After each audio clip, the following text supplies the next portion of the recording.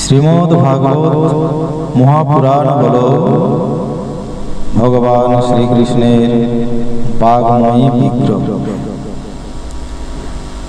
ভগবান শ্রীকৃষ্ণ যখন এই ধরাধাম পরিত্যাগ করে তার স্বধামে অর্থাৎ গোলক ধামে প্রত্যাবর্তন করছেন, সেই সময় প্রভাস ক্ষেত্রে উদ্ধবজি গিয়েছিলেন। উদ্ধব ছিলেন তার বন্ধু, ভ্রাতা, মিত্র, মন্ত্রী, সব কিছু। তিনি গিয়েছিলেন প্রভাস ক্ষেত্রে। এই কথা একাদশ স্কন্ধে বর্ণনা করা আছে।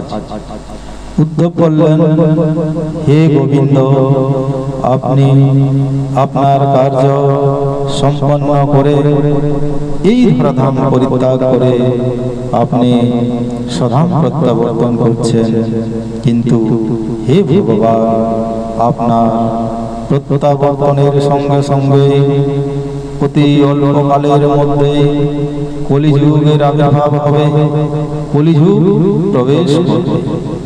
কলিযুগ প্রবেশ করার সঙ্গে সঙ্গে মানুষেরা দুর্বুদ্ধি সম্পন্ন হয়ে উঠবে, সুবুদ্ধি সম্পন্ন মানুষেরা তাদের সংসর্গে উগ্র স্বভাবের হয়ে উঠবে এবং পাপাচারী প্রাদুর্ভাব ঘটবে। এই সময় নিপীড়িতা, নির্যাতিতা, ধরিত্রী মাতা, গুরুপিনী ধরিত্রী মাতা কার আশ্রয় গ্রহণ করবে? হে ভগবান, আমি তো আপনি ছাড়া কাউকে দেখতে পাচ্ছি না রক্ষাকর্তা হিসাবে। তাছাড়া হে ভগবান, আপনি যে ভক্তবৎসল, আপনি তো চিন্ময়, দিব্য, নিরাকার, কিন্তু ভক্তদের জন্য আপনি গুণযুক্ত মানে সগুণ এবং সাকার রূপ ধারণ করে প্রকটিত হয়েছে।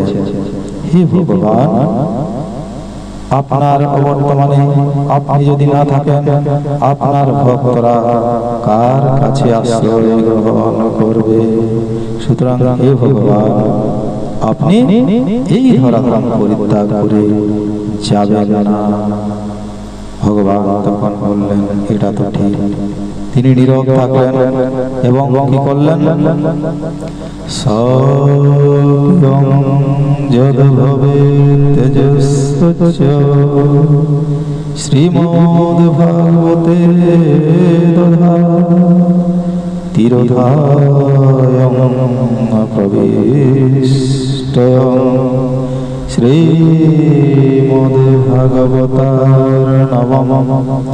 ভগবান শ্রীকৃষ্ণ তার সমস্ত তেজ রাশি শক্তি শ্রীমদ্ ভাগবতের মধ্যে রেখে দিলেন এবং অন্তর্ধান করে শ্রীমদ্ ভাগবত রূপী সমুদ্রের মধ্যে প্রবেশ করে গেলেন। তেনেয় বাগময়ী মূর্তি প্রত্যক্ষাবর্ততে হরে সেবনা শ্রবণা পাঠা দর্শনা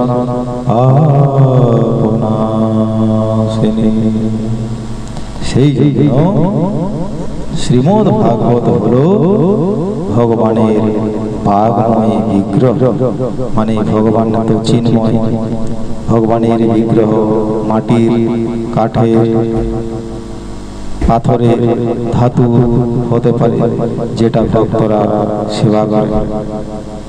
তো এইভাবে ভগবানের বাগময় বিগ্রহ হলো শ্রীমদ্ ভাগবত, মানে শব্দ ব্রহ্ম। এর সেবনা শ্রবণা সেবা, এর শ্রবণ, এর পাঠ, এর দর্শন সমস্ত পাপ রাশিকে দূরীভূত করে শ্রীমদ্ ভাগবতের সপ্তাহ পরায়ণ হল শ্রেষ্ঠ।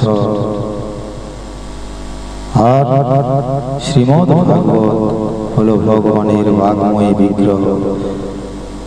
শ্রীমদ্ ভাগবত গীতা ভগবানের উপনিষদ বাণী।